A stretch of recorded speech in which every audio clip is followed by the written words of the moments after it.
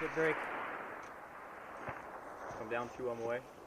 It's designed to be like a 7-day course to give snipers the training opportunity to improve their mobility and also give them the capability to move into difficult terrain and take advantage of that terrain the best they can.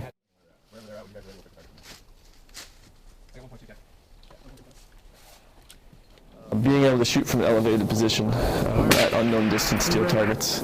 Most ranges are flat and on yard lines, so being able to shoot from that elevated position gives them that extremely unique chance to get out of their comfort zone and push the capabilities of both themselves and their weapon systems.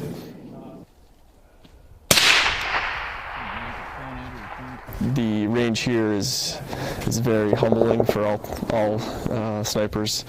The winds that we have here are inconsistent and hard to read, so it may seem like a simple course to shoot through. When they spend the whole week practicing for it and then finally achieve that final qual, it would give them that confidence to be able to succeed when they leave here.